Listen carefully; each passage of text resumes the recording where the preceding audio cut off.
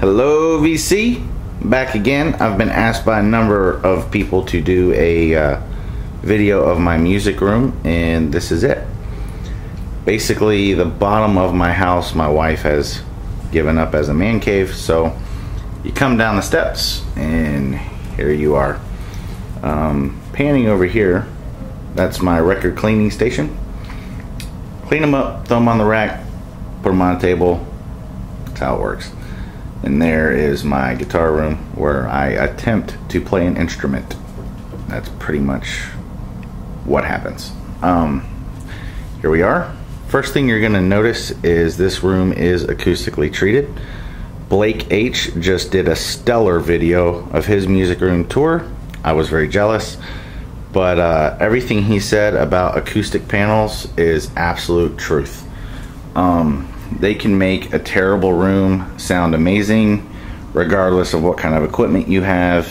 This was the biggest positive change I've ever made in any sort of equipment, and I love swapping gear. So I built these myself. If you plan on doing this or thinking about it, it's really cost effective as far as upgrades in the audio industry go. So if you want any help or tips, feel free to PM me, and I'll point you in the direction I went. My wife convinced me to use fabric on 2 of these. I still kind of regret it, but it's all good. Yeah, so built the panels myself. The ones in that corner and in the corner back here that you saw a moment ago, those are 4 inches thick. The one behind me is also 4 inches thick, and the ones everywhere else are 2 inches thick. I can't say enough about them. They make everything awesome. Absolutely. Over here is my bourbon collection. I'm from Kentucky. We do a bit of bourbon drinking. My system, as it stands today, I got most of this gear either incredibly cheap and or I traded something for them.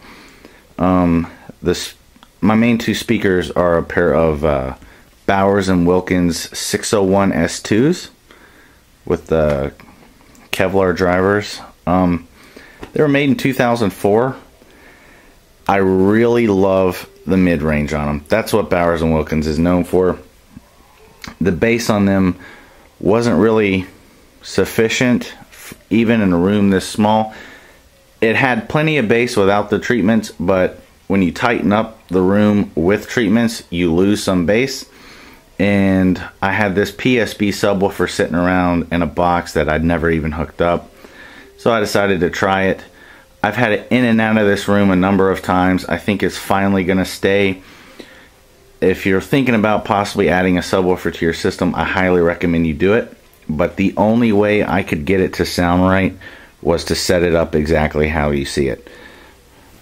It's hard to integrate a subwoofer into a 2-channel system without drawing too much attention to itself or taking anything away from your mid-range or your treble.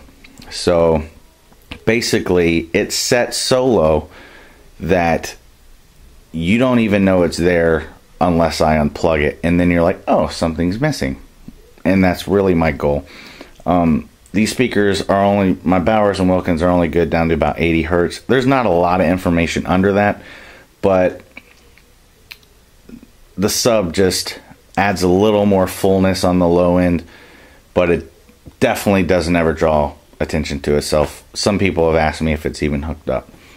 I am by no means a bass head. I like bass, but I don't like it to get in the way of the mid-range or the treble. So yeah, it's a pain in the butt to integrate it and get it finally sounding how it should, but I think I've done it, so I don't think I'm going to pull it out anymore. Contrary to the way a lot of people wire them up, I did not run from my amp to the sub and then sub to the speakers. I ran amp to the speakers, speakers to the sub. I liked it better. A lot of opinions in audio are just that, opinions, and describing the way something sounds is like trying to describe the way a food tastes to someone who's never had that food. If you've never eaten steak and you ask me what a steak tastes like, it's going to be hard for me to describe that to you, but it did add quite a bit to my sound. Overall, I think it was an improvement, so it's staying for now. Over on the left is my small but growing record collection. No IKEA shelves yet. Hopefully one day I will need them, but I've got some time before that's going to happen. On to the rest of my gear. My camera sucks at night, so let me grab my trusty cell phone flashlight. One moment, bear with me. My table is a Project Debut Carbon with the Ortofon 2M red cartridge. I use a KAB electroacoustics record clamp and a Music Hall cork mat. Part of the reason I've got a different mat on it is this room is carpeted, and I typically am barefoot in here or just have socks, and I'm a big guy. I generate some electricity, ladies. Yeah, static electricity anyway. And it translates into pops on my records.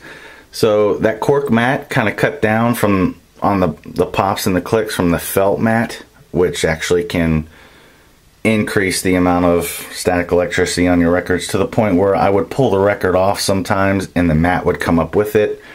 That's a good sign you got a problem. So I got that mat. That helped, but believe it or not, what really helped the most was this stupid little thing that I hated buying, but it worked. A zero stat. You take that little cap off the tip, pull the trigger, it shoots a bunch of positive ions. Release it, it shoots negative ions. And that basically washes whatever you shoot it. It washes the static electricity off of it. It neutralizes the charge. It works on records just as well as it does on t-shirts and balloons.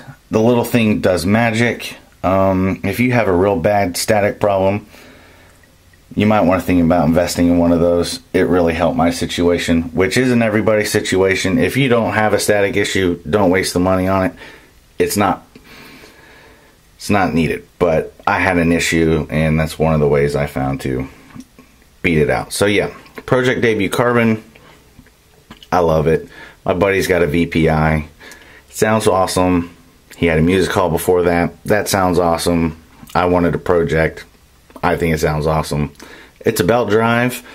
As you can see, possibly, I also have the Project Speedbox 2. This table, in order to switch to a 45 record, you had to take the platter off and move the belt, which for me was always dicey. I was always afraid I was going to knock my tone arm off and then have my stylus land on the platter and break and all this other horrible stuff. So yeah, got the Project Speedbox. Now I push a button and I can bounce from 33 to 45. And believe it or not, if you have a Project or a Music Hall table, that's actually an upgrade for better sonic performance. It's hard to describe what it did, but I guarantee you, I promise you, it did change my sound for the better. It just solidified it, anchored it a little better. I could go on with a bunch of words that really don't mean anything to try to describe it, but it's one of those things. Buy it. If you don't like it, send it back. My amplifier is probably a mid-90s Rotel RA930AX. It's only about 30 watts a channel. When my speakers aren't super sensitive, but they're not bad. In a room this size, though, it's really not anything. I don't need anything more. At about halfway or the next dot up is as loud as you will ever listen to it comfortably in this room. So 30 watts is plenty for me and my speakers in my room. I don't plan on upgrading this until it dies. Rotel and Bowers and Wilkins kind of go hand in hand. They complement each other, and I like my setup, and it was cheap, real cheap, because it's older and it doesn't have a remote. It's the only thing that sucks, but it had a really good phono stage in it. And you know, I like it. It's cool stuff. Other than that, I've got a Sony 5-disc SACD changer that I never use. I literally have 2 SACDs and a handful of actual CDs left.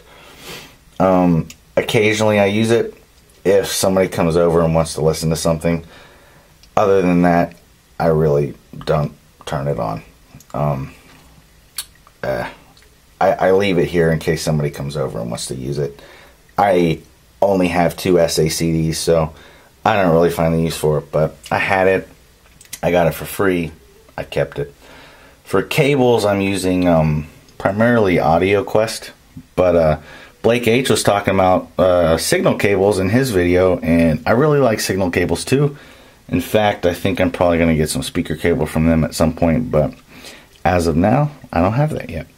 The other cool thing I wanted to show you, this place on my fireplace, well, this brick that was built into my fireplace, I believe this is where you would store firewood typically, but it's a gas fireplace now, so it doesn't make a lot of sense. So anyway, I knew I was never going to do that, so I actually built my shelf system into it using this stuff.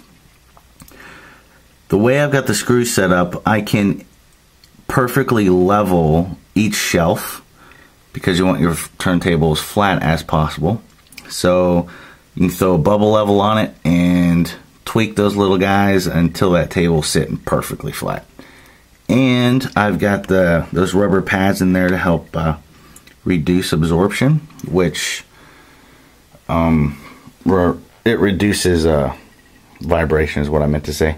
You can jump up and down on the ground in front of my turntable and hear nothing, and that's the goal. You don't want to walk around and hear dun dun dun dun dun, and it works perfectly. I can crank it up as loud as I want.